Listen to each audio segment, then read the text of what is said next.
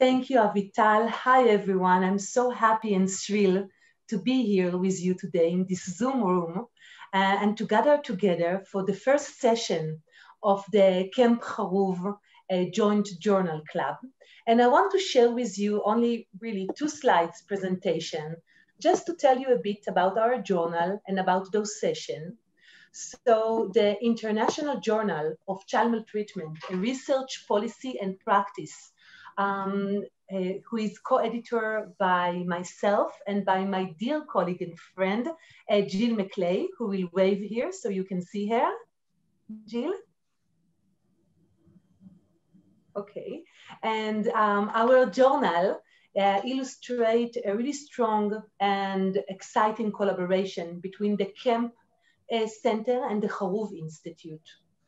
We're hoping to bring a groundbreaking forum for presentation and analysis of innovative research program and policies for and about prevention, control, and mitigation of child abuse and neglect.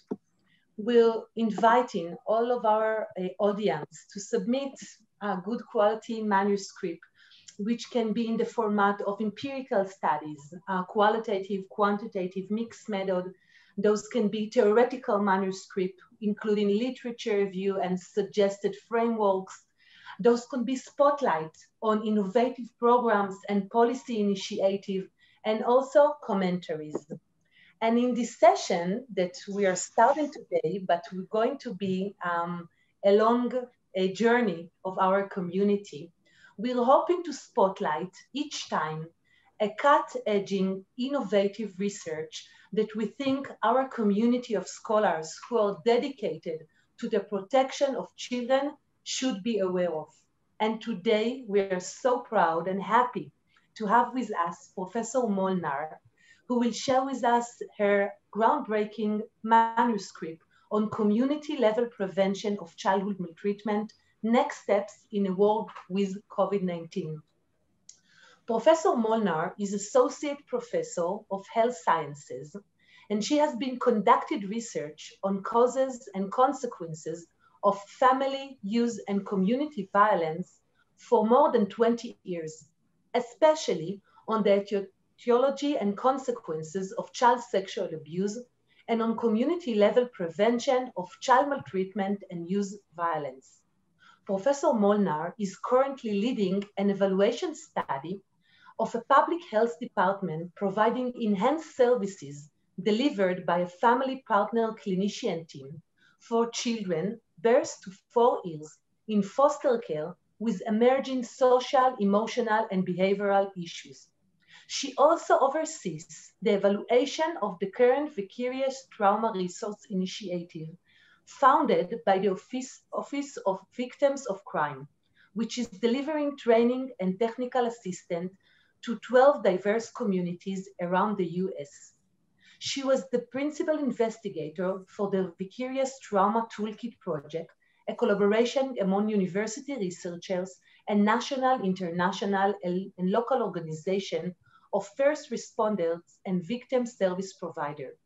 It is an online repository of policies, practices, programs, scientific literature, links to websites and other resources to guide agencies in becoming vicarious trauma informed.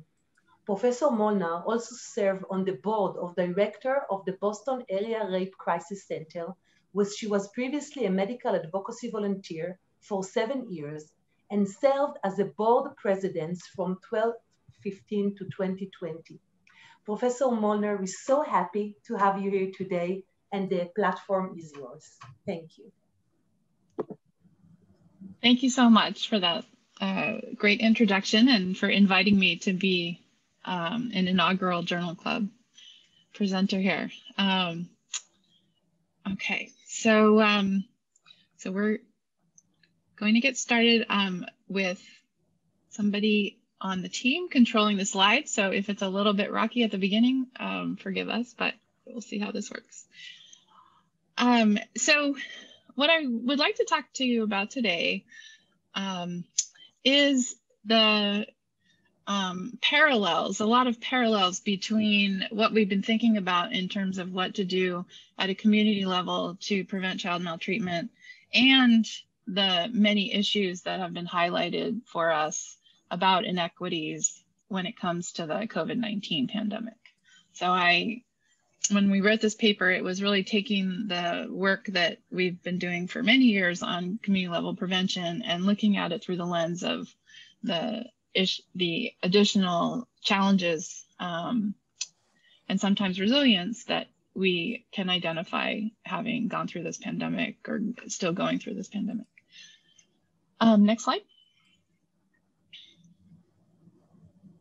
So what I would like to talk about in my comments, and I'm going to keep them brief so we have time for discussion and questions.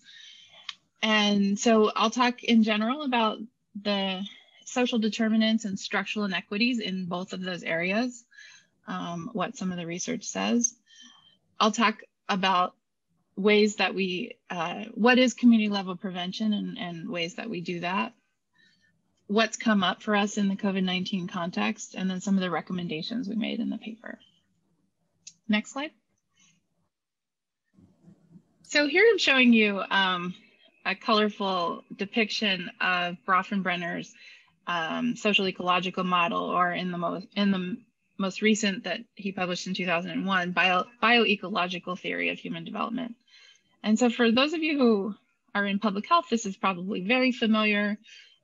For those of you not in public health, it might be newer. So I'll just try to hit that sweet spot between not going too much detail for those of you who know it well, but still introduce it. So when we think of the world this way, and as a social and psychiatric epidemiologist, I use this model all the time when I think about what might be the risk factors or protective factors that we might want to do an intervention around.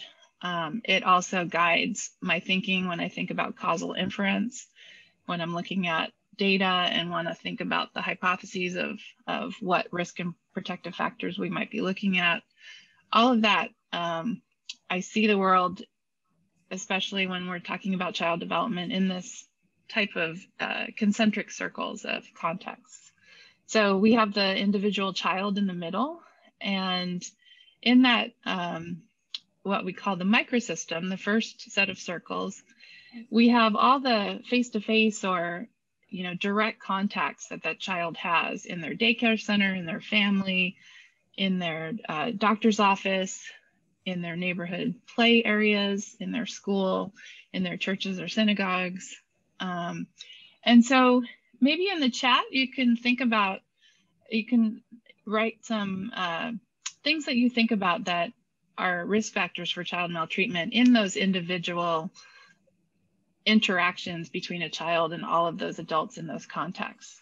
So just go ahead and throw some things in the chat and we can talk about them.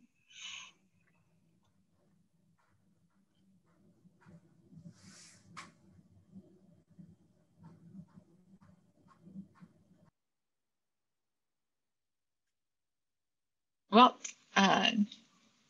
I'll check back and see if there's some later. Okay, so then from the microsystem, then we move out to the interaction between different systems. Community violence, yes, absolutely, Carmit. Isolation, that's been a big one right now in this year and a half we've been going through the pandemic. The mesosystem is the next level, and that really goes to the ways that the contexts at work or school or neighborhood interact, how those individual interactions happen. So that's one we're not going to talk as much about. But then the next one, the exosystem, that's really where we think about community level prevention or community level risk factors. So in the neighborhood, when there's exposure to community violence, that we think of as an exosystem factor that we can, think about the types of interventions that would strengthen families or protect families from the exposure to that and then from the impacts of that.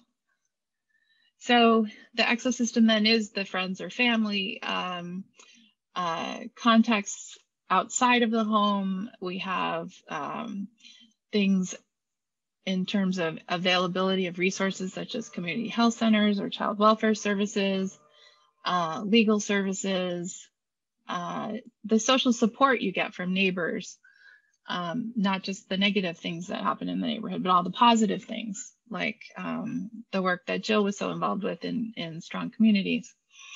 So, but beyond that is the outer circle, which is where we get all the social norms, the isms, racism, homophobia, ableism, all the things that are external and yet still impact the context that the developing child finds themselves in.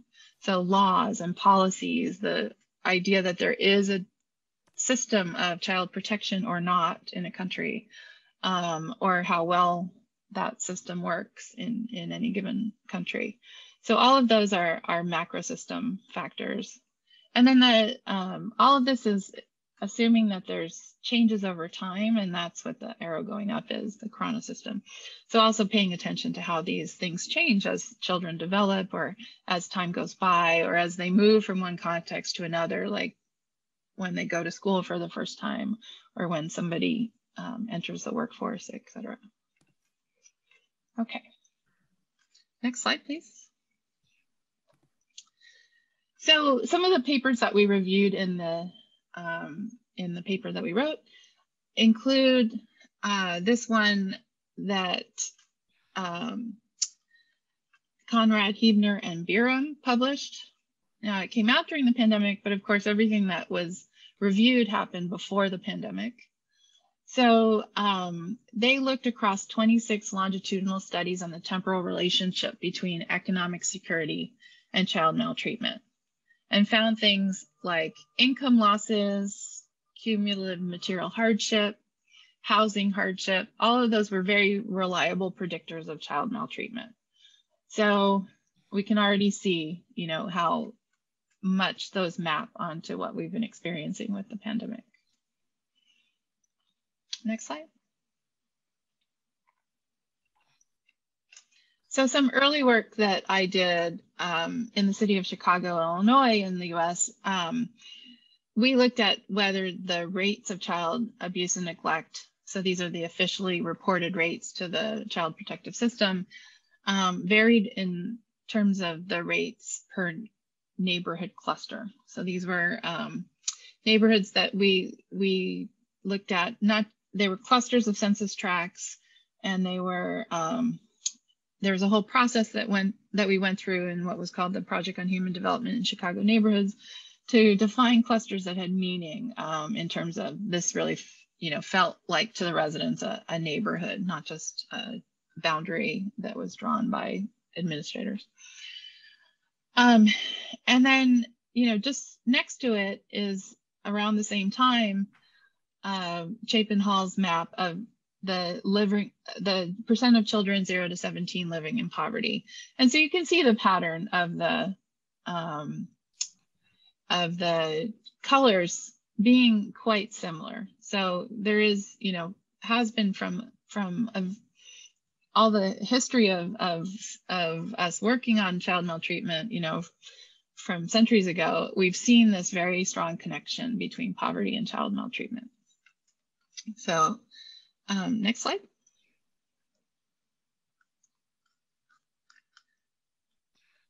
Claudia Colton at Case Western in the US, she looked at 20 years of structural inequities in neighborhoods and found that things like declining employment, increases in single parent families, and increases in vacant housing, those were all associated with increases in rates of child maltreatment reports. And that was looking at the census tract level. So, of course, these are all changes that got worse during the pandemic. Next slide.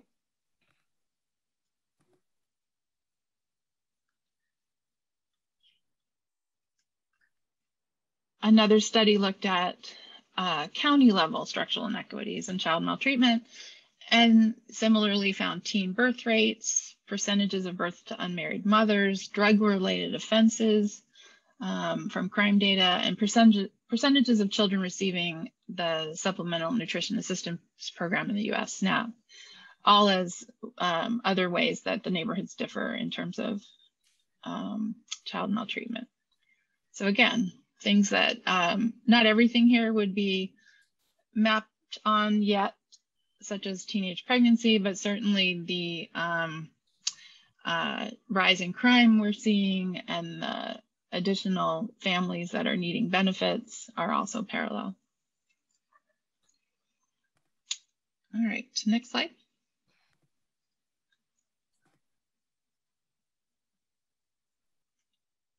So in terms of, this is somewhat related to the comment that we have from Philip in the chat, in terms of I'm always very interested in looking at resources, looking at resilience, looking at promotive factors or protective factors that we can build on and not just risk factors. So back in 2007, Claudia Colton and her colleagues put together this diagram that takes some of those structural factors, some of those structural inequities in the rectangle on the left side, and then said, okay, well, you know, if we have some of these, they may affect actually some positive things that we have in the neighborhood. So if there's collective efficacy, which I'll explain a little bit more about what that is in the next slide, if there's better social organization, if there's more community resources and fewer deficits, then maybe we'll end up with less maltreatment.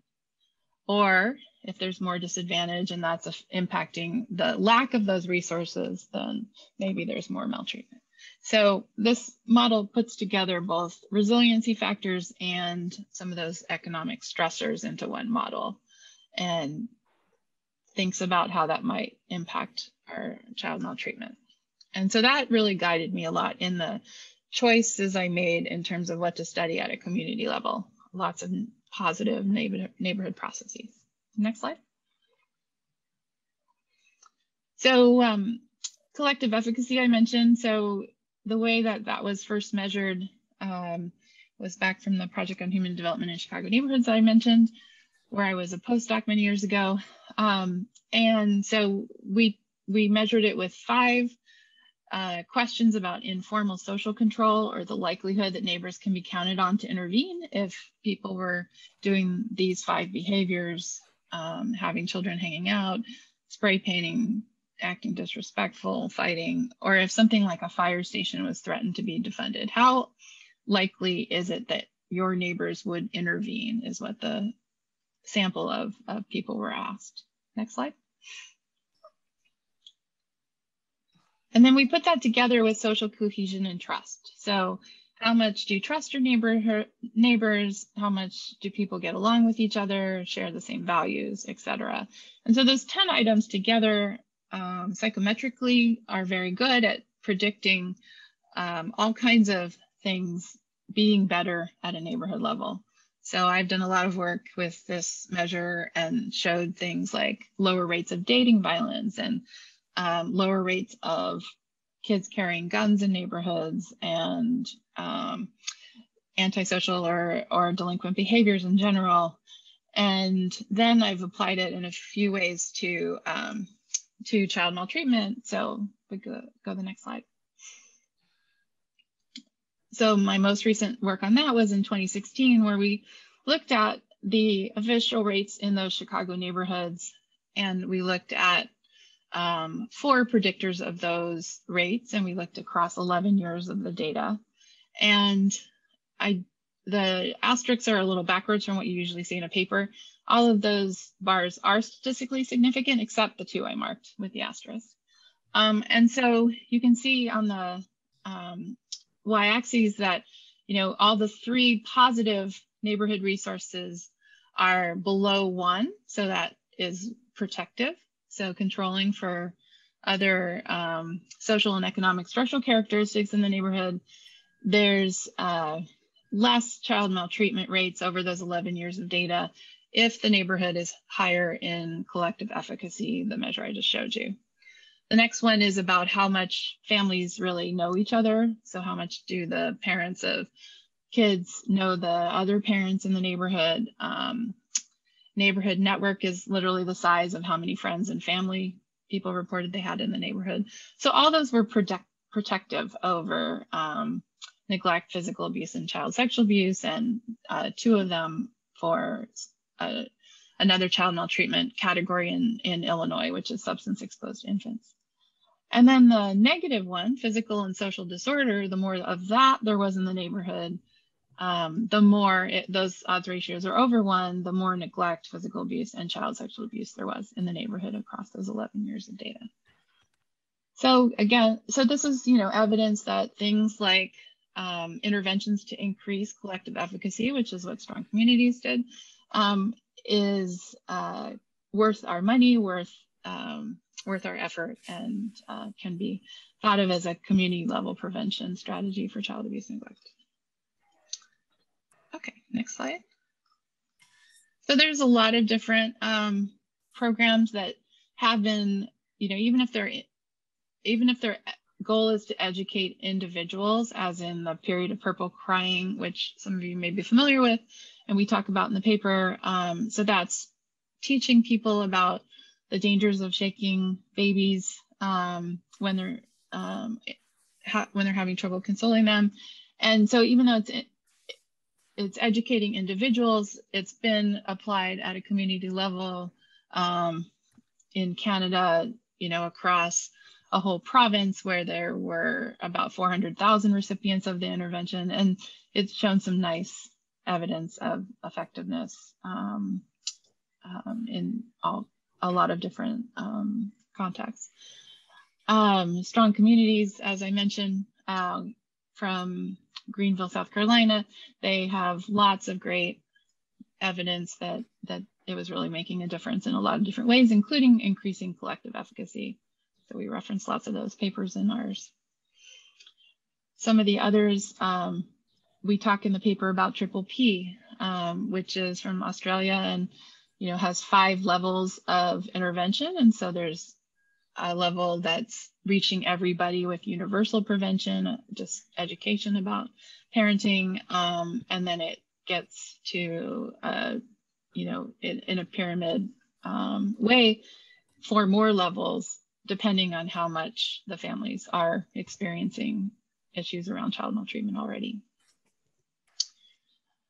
So all these, Stop It Now is this wonderful hotline that anybody can call if they think somebody might be at risk for harming a child with child sexual abuse, or if somebody who might be a potential perpetrator can call and anonymously get help, get services from them to prevent that from happening. So those are just a few examples. The next slide. So then, we talked about just now the left box, which all of those studies, all those big review studies have identified that all of these different community level factors are associated with child maltreatment, study after study. And then, COVID-19 and impacts of quarantine, a lot of papers have been coming out about a lot of the same factors.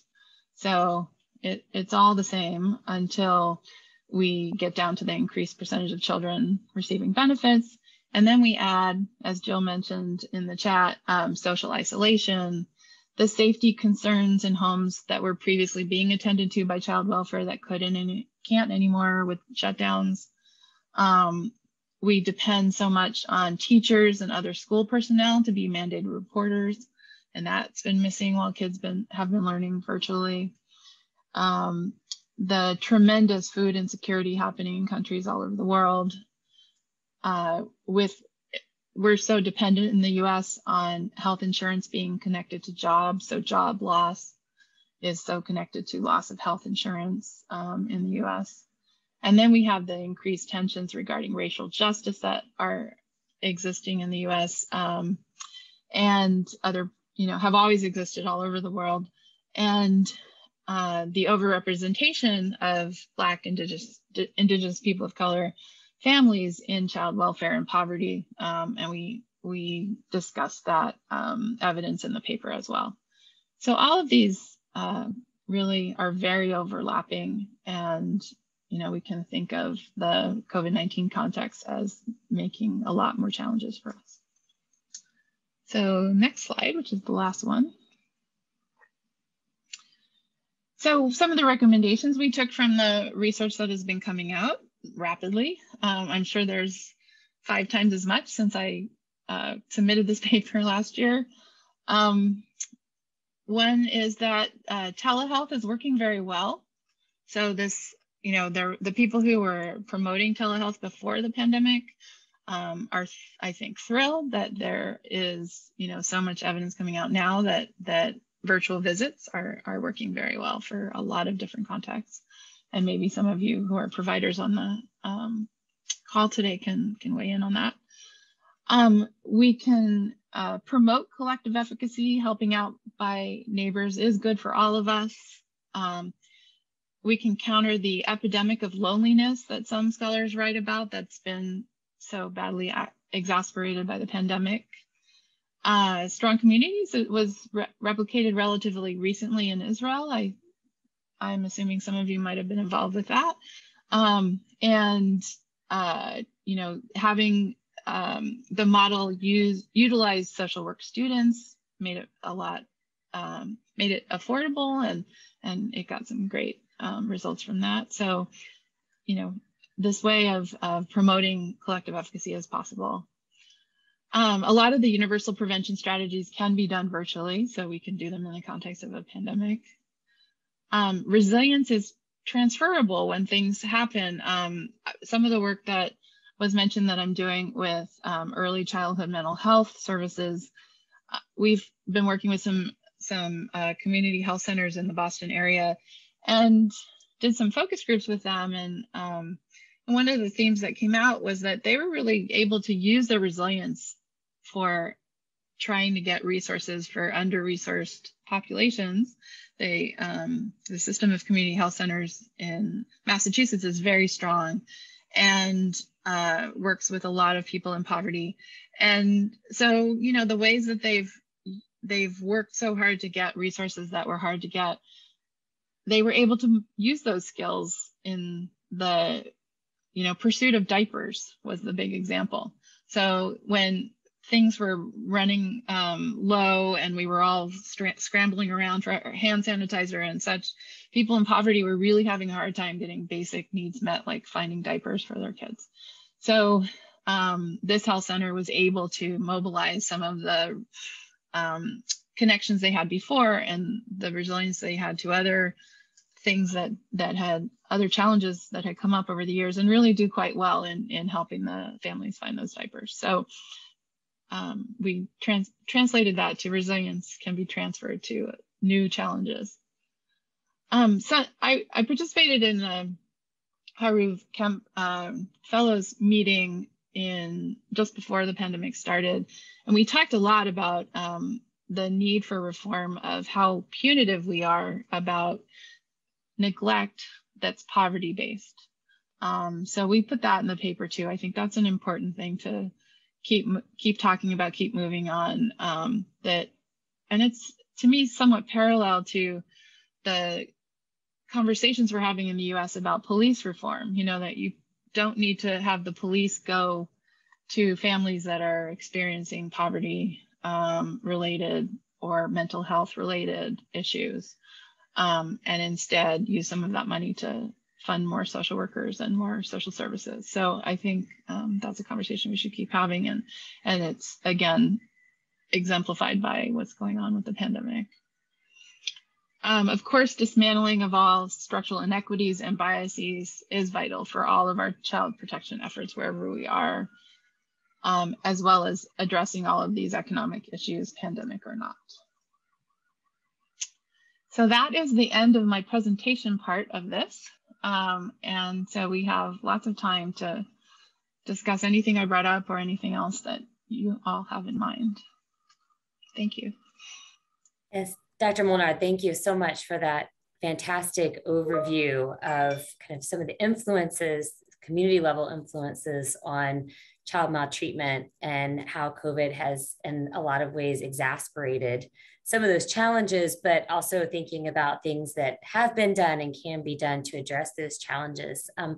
I have a couple of questions for you, but I'm going to sit on my hands for a minute and give other people the opportunity to ask any questions. Please feel free to unmute yourself to ask a question, or if you prefer, you can write your question in the chat. I'll give it a little bit of time, and then I'll ask my questions if other people don't.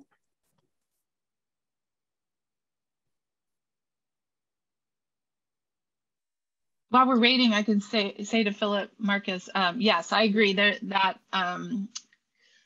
version of the social ecological model that I put in that slide, I like all the pictures in it and such, but yeah, I also think that the ways the rings are drawn can be done in a better way that really focuses on the microsystem of the family as that very next level, especially when the children are babies or preschool age. Yeah, if I can add to that, a lot of my work is to do with parental responsibilities. And if you put a whole bunch of different things in that inner circle, that tends to diminish the role of the parents with the individual child. I'm, of course, not in a position to comment on what's going on socially, politically in the United States. But I think attachment theory is not properly represented in that diagram. And if you can enhance the responsibility of the parents, both to refrain from maltreating behavior, but also to report anything that's going on, then of course you have the second ring, which is the extended family. And that, it seems to me, is absent in many low-income communities. With the childhood pregnancies or teenage pregnancies, where the father disappears. There is a whole fatherhood program which is trying to bring fathers back into the families, and it's had different levels of success. And that goes to the inner center. But obviously the providing services within the community can be helpful. Yes, absolutely. I mean, the whole movement that we've done over the past 40 years we used to tell children to watch out for predators themselves for child sexual abuse, and moving all those programs now to emphasize to the parents that it's your job to watch and know every adult that your child is going to be in contact with, and your responsibility to look for the predators. We still have to tell the children about, something, if something makes you uncomfortable, come tell us, but we have to also know always where they're in contact with adults ourselves.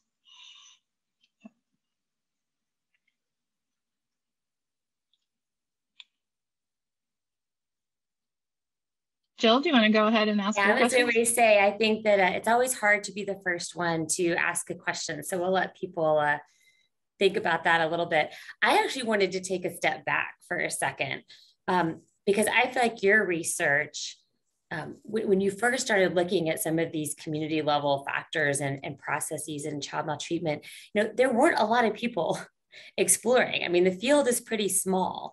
There's a lot of reasons for that, but so I'm just kind of curious about what sparked your interest in looking at this relationship between community level factors and processes and child maltreatment. Sure. So my interest in resilience especially comes from early work that I did with homeless and runaway teens who were on the streets for at least 3 months or more when we met them in the study that I was working on. And they, we were trying to do an HIV prevention intervention with them. And what came out was what a tiny little Band-Aid that was on the, enormous issues that they faced as homeless people, as, you know, kids that had been thrown out of homes because of homophobia or other issues, their own mental health issues, you know, and their exposure to violence was incredible. So almost 100% had some kind of child maltreatment history. And then there were these systems that were not protecting them and that were hurting them. And so, for example, this was taking place in San Francisco. So there were these horrible places where families could send these kids, this was early 90s, could send these kids to try and change their sexual orientation, you know, which basically was torture. So they had escaped from those kinds of scenarios and those systems. So, so when I decided to go back to school for graduate school, I said, you know, they faced all of these risks, and yet they took such good care of each other. They, you know, found their way to the drop-in centers we were working with across the U.S. They, you know, rode boxcars on trains to get from place to place. They watched out for each other. You know, so how do you study that? Like, how do you find a way to help kids like this that have such a huge constellation of risks and a lot of resilience? How do you do that and turn that into some kind of intervention work? And so that's how I found my way to social epidemiology.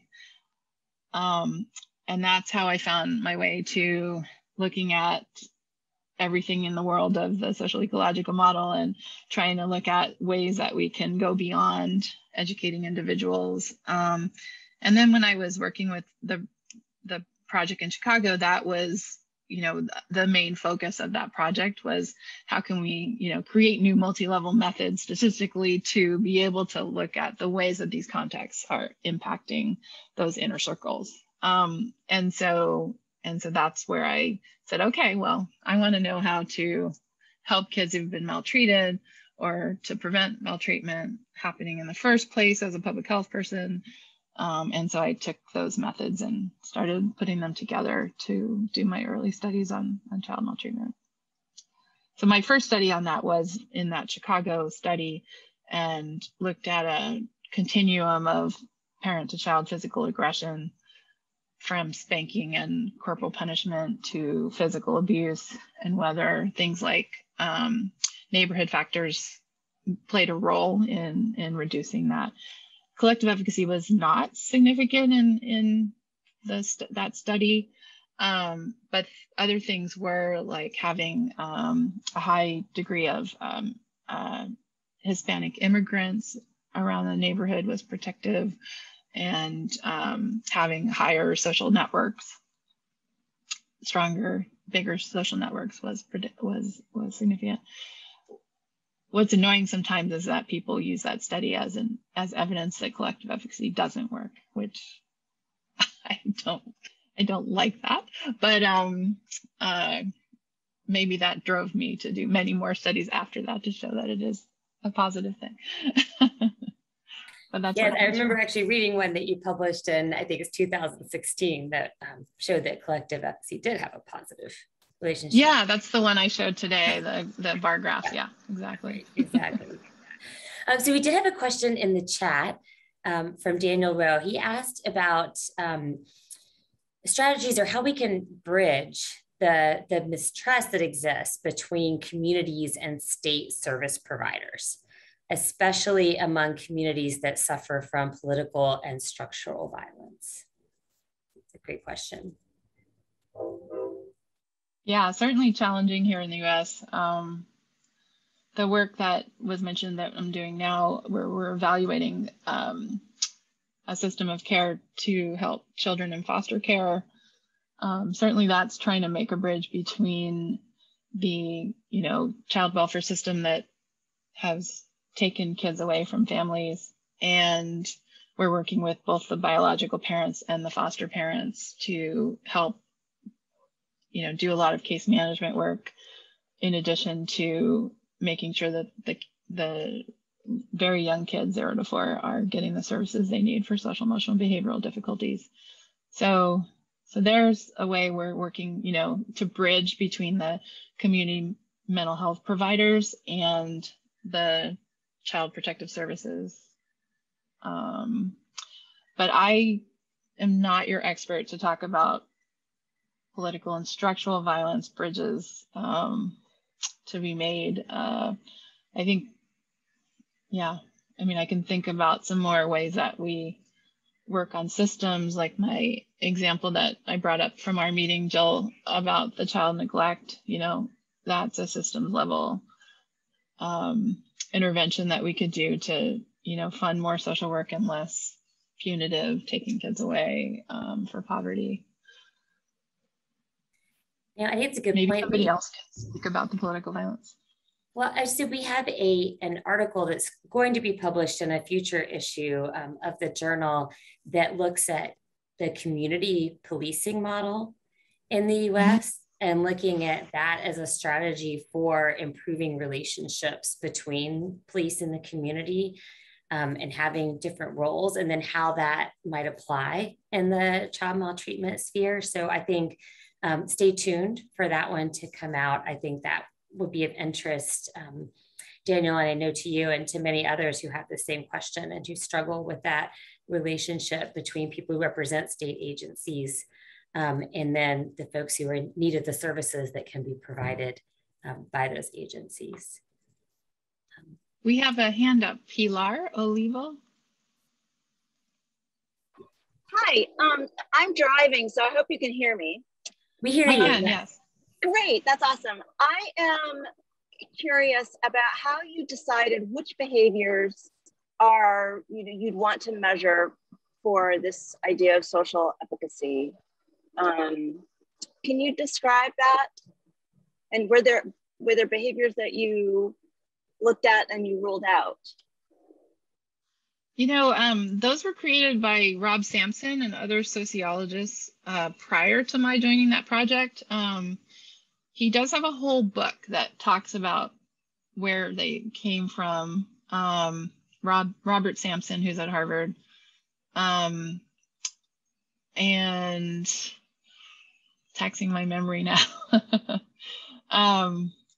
But there was a whole process of research that you know, drew on things like broken windows theory and you know, other ways around social capital and such that got them to those 10 items. And they did a lot of work on the psychometrics of it to show that those were valid and reliable measures of strength of a community. Did you have others in mind, Pilar, that you wish that were in there? No, I don't. I just was curious about how the list came to be. Just as I live in a Hope 6 neighborhood, and I work at the county level, and I experience these kinds of questions at a neighbor level. So I'm thinking about it as an organizer, and then also as a systems planner. So anyway. Yeah. It's been it's been very popular. There's a lot of articles, you know, a dozen of mine, but a lot of articles from other people as well, you know, showing better scores in school for kids, better mental health, later initiation of sexual behavior among teens, you know, all sorts of different violence measures. So it's very robust and, like I said, worth our trying more interventions about. Yeah, thanks, Jill. She put the link to Robert Sampson's webpage, which you can find his book there, I'm sure.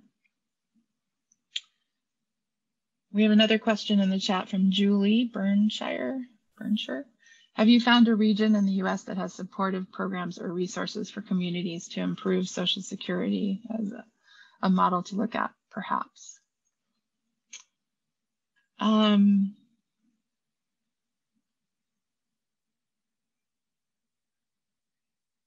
mean, Massachusetts has many strengths. That's the place I know best now. I started out in California, but I've been here now for 27 years. So, you know, like I mentioned, we have a very strong system of community health centers. We have almost no, almost nobody without, especially children without insurance, health insurance coverage in the state of Massachusetts. So making those investments. We have a very strong community health worker movement in Massachusetts, which helps those community health centers thrive and serve more people. Yeah, does that, anybody else want to, any other US people want to bring up examples?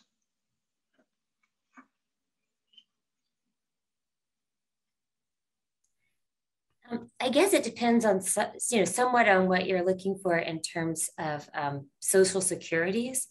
But I know there have been a number of studies that have found things like the earned income tax credit and some financial, benefits at the federal level, but also at the state level. Studies have shown, and sometimes even natural experiments have been able to be created by the addition of these studies. And I'm blanking on who. I want to say maybe it was Sarah Font, Dr. Font, but I'm not positive, who did a study that looked at the addition of one such program and the impact on child maltreatment, and found that there was a decline in substantiated cases of child maltreatment after the addition of some of these financial programs. So I guess it depends on exactly what you mean by social securities, if you're looking at those kind of financial incentives, or if you're looking more at kind of community level organizational programs. Anyone else? It will be interesting. So yeah, it will be interesting to look at what happens with the money that parents are receiving in the U.S. starting tomorrow, starting the month of July. They're going to be receiving checks depending, on income level. I think it's any family under, is it 75,000 or is it 150,000 family?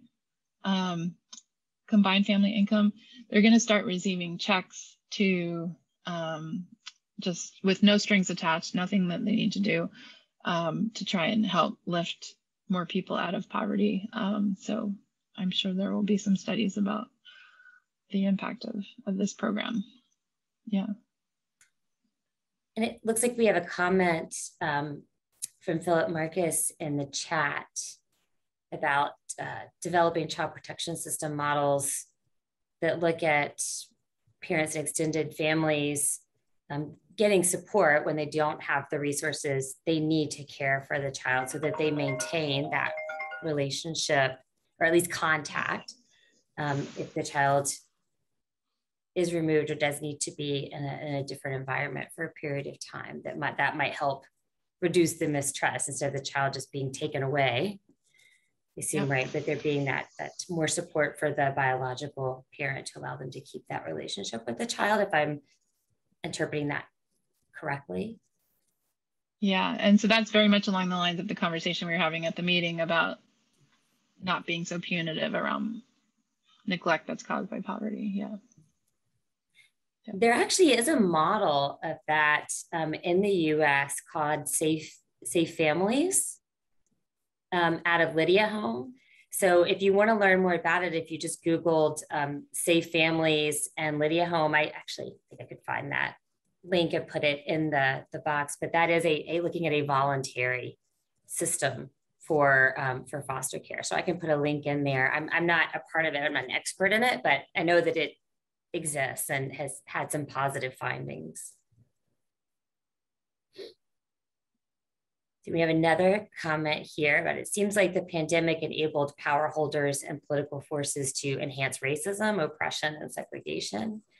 In addition to the trust issues we already raised, it seems like the individualistic discourse that is threatening the community collectivist paradigm has gained more intensity. What might be ways to deal with the trends opposing the perception, valuing the community? Great question. Yeah, I think, Jill, maybe you could talk about it from strong communities. Like, that seems to me like a great counter to those trends, is to get more collective participation around the unifying issue of keeping children safe. I think, you know, the philosophy in your program was so positive and unthreatening to people, you know. So I think it is a great example of something we could do, but then we also need to do the political work to get it paid for, of course. So, do you want to say anything more about it? Sure. Yeah. I mean, I think Carmit could speak to this as well from the replication efforts in Israel, because, you know, she really found the same things in Tel Aviv that we found in South Carolina, which was the unifying issue of keeping kids safe, and how it was easier, I think, than anyone expected to bring diverse groups of people together around this idea of keeping kids safe and having these conversations and kind of crossing those, you know, these borders that we create.